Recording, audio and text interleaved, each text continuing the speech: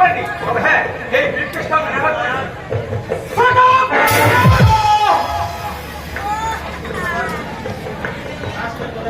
রাজকের পতাকার সাধু থাকবে।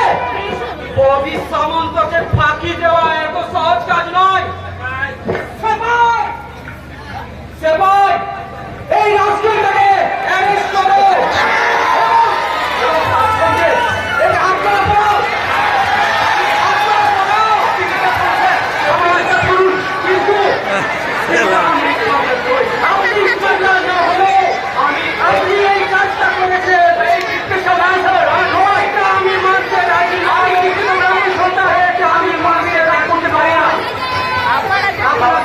আপনার ওই কাজে সহযোগিতা করার জন্যই ওই আসল অপরাধীকে ধরে দিয়ে আমি চেষ্টা করছিলাম।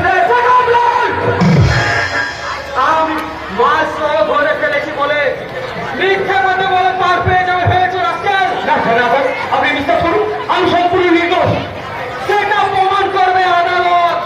নিউ আর আন্ডার অ্যারেস্ট। সবাই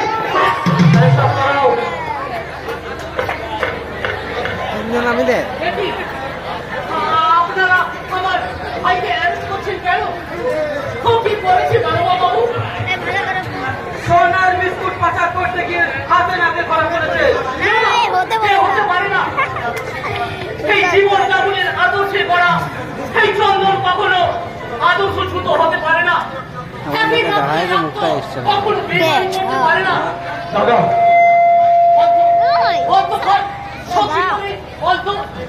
তুই করিসনি, শুধু শুধু বল, একটি বার বল। কি আর বলবো দাদা, তোমার সত্য আর আদর্শ আজকে ওই মিথ্যের কালিতে ঢাকা পড়ে গেছে। শত চেষ্টা করলো তোমার চন্দন আজকে আর কোনোদিন কালিমা মুক্ত করতে পারবে না, কোনোদিন না দাদা। কি বললি? তাই তোমার আদর্শে গোড়া চন্দনের একমাত্র পরিচয় সে আজ খুনি টাকা স্মাগলার। কি বললি? কি বললি হতভাগা?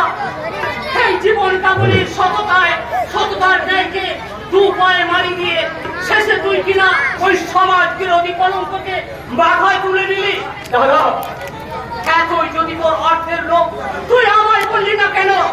আমার যথা সর্বস্ব বিক্রি করেও আমি তোর অর্থের পিপাসা মেটাতাম। বল হতভাগা, বল তুই আমায় বললি না কেন? কেন কেন কেন? আর ওই সম্পর্কে তুই আমায় ডাকবি না।